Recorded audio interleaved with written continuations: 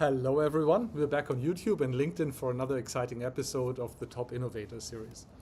I'm thrilled to introduce our guest today. With us today is Mike Fliorko. Mike is the founder and CEO of Insoftex, a software development and outsourcing company. Before that, he held various tech executive roles for other organizations. And let me also note that Mike and I share Europe as our continent of origin. Mike is originally from the Ukraine and he now lives in Austin, and we're thrilled to have him with us today. Mike, it's a pleasure to have you in the conversation here today. Absolutely, it's my pleasure as well. So And Mike, hello to everyone that will listen to this podcast. And I'm really to talk about that. Yeah. awesome. So Mike, our topic is leadership. You're clearly super successful now having your own company, but going through various stages of your leadership development, leadership evolution. When you look at your own journey, when you reflect on your own journey, what do you think are the reasons for your success? What are the ingredients that got you to where you are today?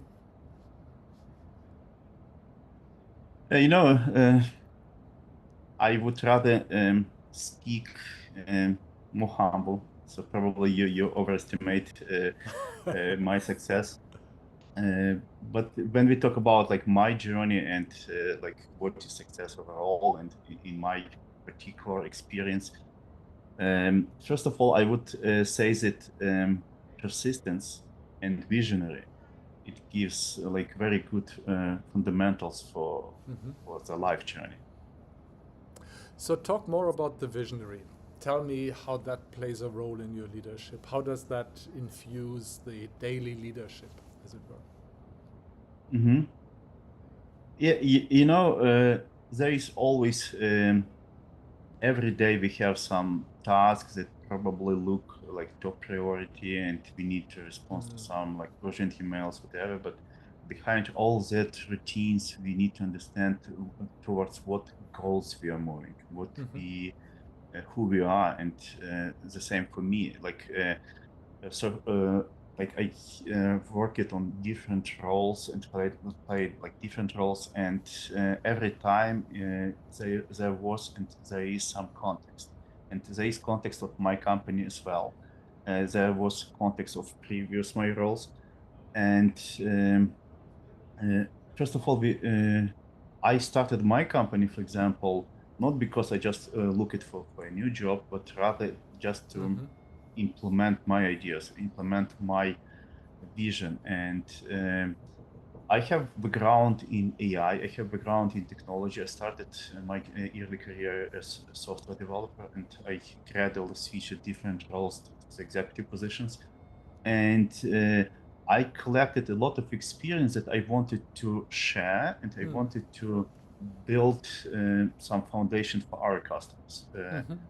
Even more, not only in context of my company, I like sharing my experience with others just to let them be more successful, to like, contribute to their success. Yep. For example, quite recently I joined SCORE organization. It's like global organizations, and I'm a mentor. Okay. Okay. Yeah. So I help other businesses with my knowledge. So I would probably not help them with marketing, despite that definitely as a founder and business owner, I have some foundation in marketing.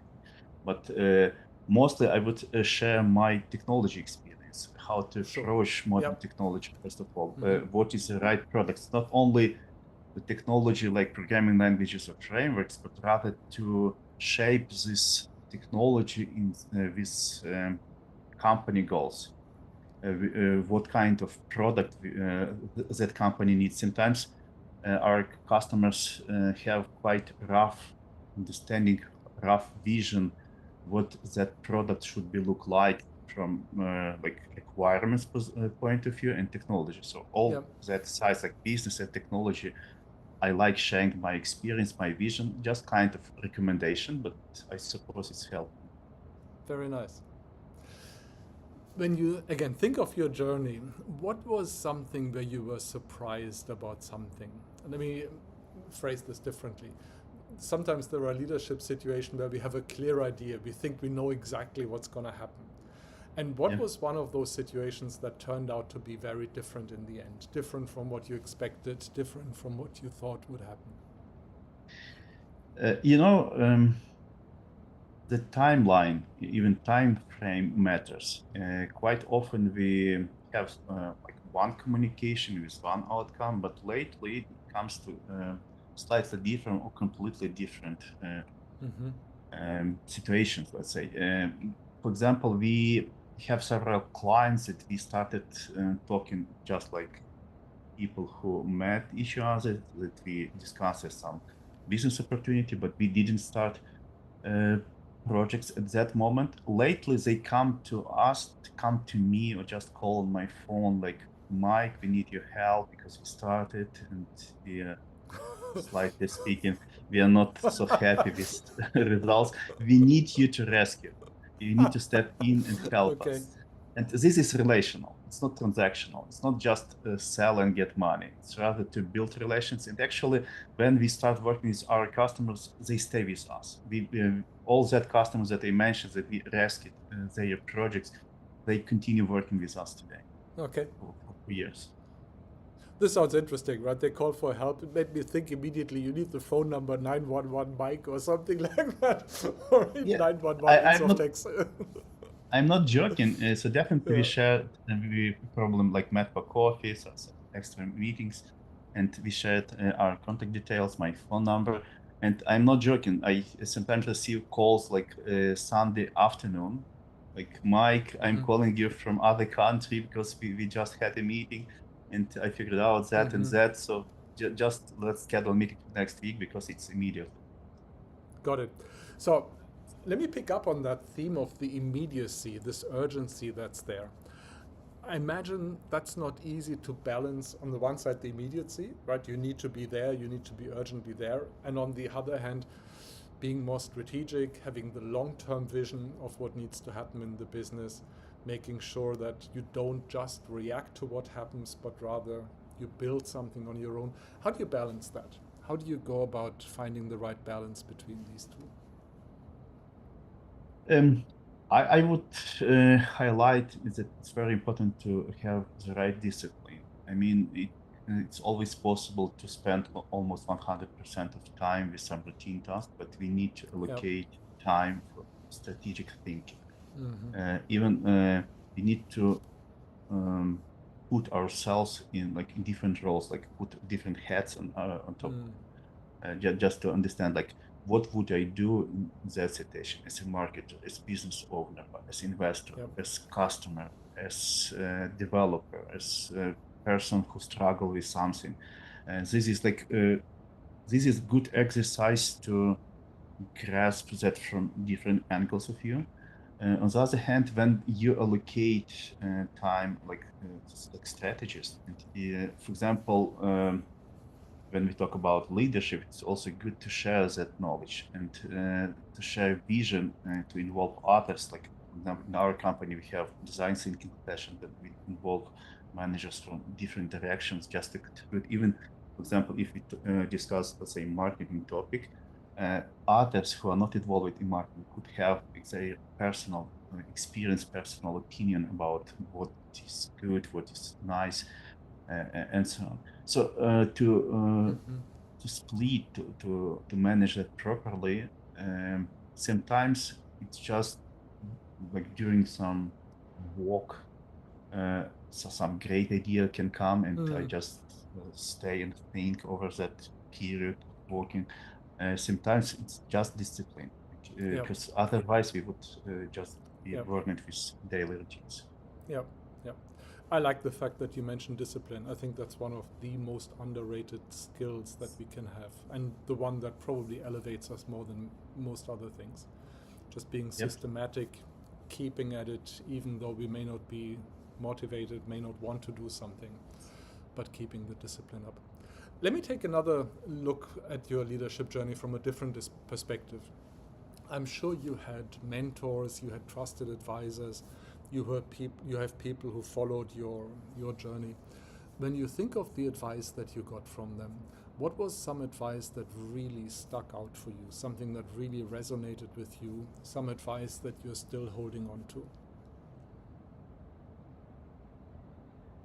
You know, probably one of the best of the advice that I received, uh, like look more positively. Okay. Sometimes we are worried about many things, and we don't know that would it be true, will it come true, and there are like always some different level of risk and so on. And if we are too much focused, probably it's not so good Mm. enough for the results. So if we energetic, if you're encouraging other people, if we express this like positive attitude, it definitely helps and supports our idea. Do you think there might be something cultural in there? When you said be more positive, I immediately thought back by. That's also true. Mm, Absolutely. Especially, Ukrainians, I'm like 100% Ukrainian, and we are very focused on, let's say, some scientific or some mm, algorithmic stuff, and yeah, we are probably less marketing guys. And there are different people, of course, but I'm just talking about kind of stereotypes. right. And so I am. So I graduated university in computer science. I uh, was a postgraduate student, like PhD, and all my work I worked with scientific stuff, like algorithmic stuff and so on. This is what we can calculate, what we can forecast, and let's say compute. And it also allows to focus and calculate results. But when it comes to relationship building, when it comes to uh, like things that have many ways how it can go, uh, like what kind of uh, outcomes it can be. Uh, Usually, probably this is like some mm, things that we inherited from previous period of our history. That people in Ukraine, uh, they didn't have too many choices, and Mm, they just followed one way of yeah. their life. But in today, like today, capitalist, let's say, world, there are too many options, and this Mm. is also questions to discipline. This is also question to what options we can select, we can prioritize. That's an interesting contrast there. Yeah, I get it. And you're right. Then, with all the options, with the many choices, discipline is needed again to discern what the right choice is and to stick true to the course that we were planning. Yeah. Let me shift to today and look at where you are today. And this is not about your company, it's not about positions or projects, it's still about your leadership journey. When you think about where you are today, what's an area that you want to focus on for your own growth right now? What's an area where you feel I can level up here? There are opportunities in my own development here. Yeah, that's true. This really great topic. What I ask myself regularly, because I am of that age that I started considering like a kind of my heritage.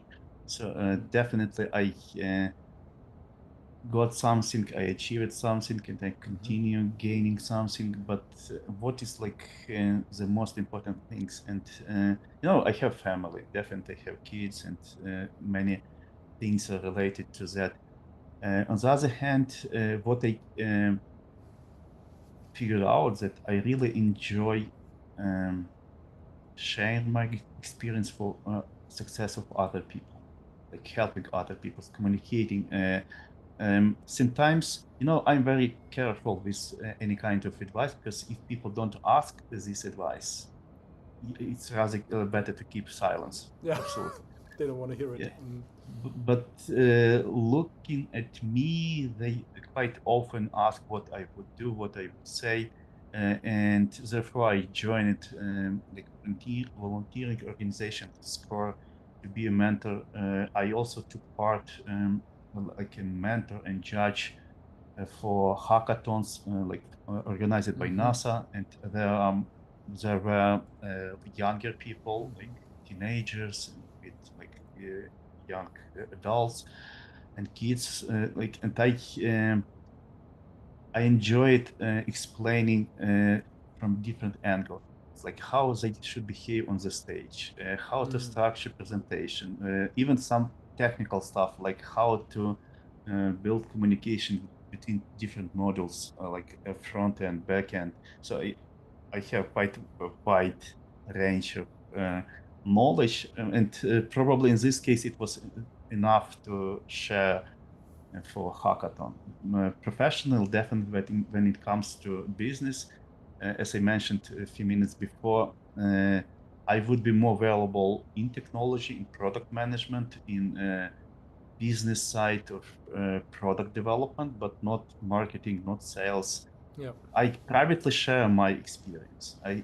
Private because I also was founder of product startup as well. My current company is service company. Before that, I was building software products as well. I have this experience. I privately can share. Sometimes I talk with others, not only our clients. Like, did you care about like go-to-market strategy? Who will drive that in your company? Just even simple questions uh, make significant difference for their future journey. Okay. Okay.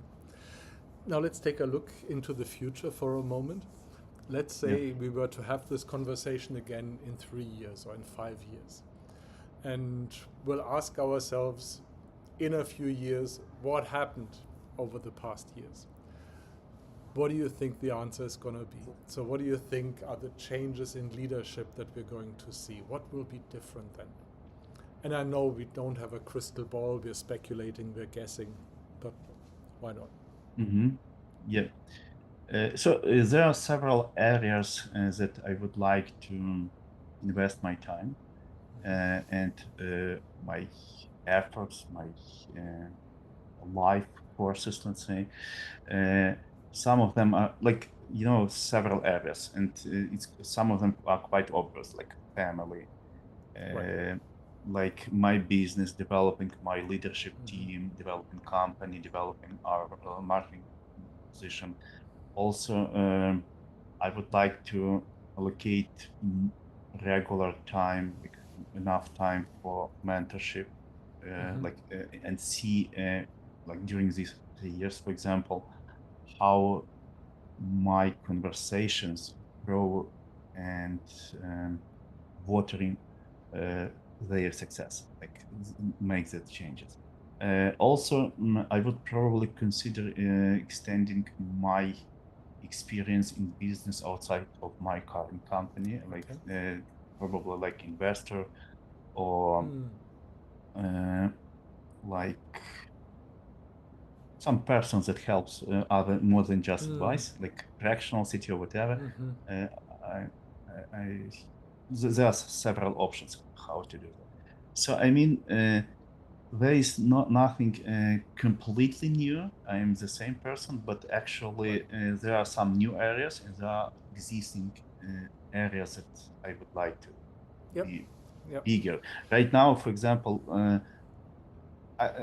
like a few years ago, I started my company like around 6 years ago, and before that, I was involved with much bigger things, and I intentionally started from scratch, from blank page.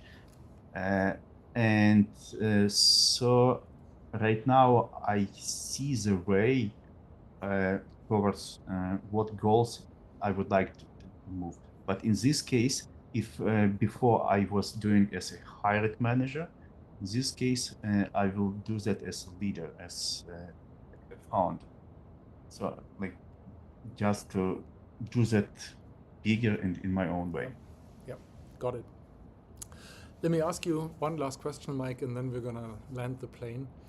If you could change something about how tech leaders lead their organizations, what would that be? Let's assume you have a magic wand, you could magically change something about how a lot of people in tech lead others. What do you think might make a difference? Um, you know, I'm quite positive what others do, and there are always people that have more success and more motivated. Whatever, people cannot be equal, like in their results, in their motivations. I mean, there are like plenty of directions that they can develop themselves. I would probably highlight that it's really helpful, it's really useful to invest in self-education. I mean, educate myself, themselves, in different ways. It could be some courses, or there are plenty of really great free courses from many providers, and to also invest in some new attempts of making completely new things. I mean, trying to build new products, not just staying where they are in comfort zone, but get out of this comfort zone. Yeah, because that's where a lot of growth is happening, right? Once we start doing things that are at least a little bit uncomfortable. Yeah, that's actually helpful. Yeah. Mike, thank you so much. Been a pleasure having you in the conversation here. Thank you for your time and a really great conversation. Actually, it was really great reflection of my thoughts. I thought so too. Thank you.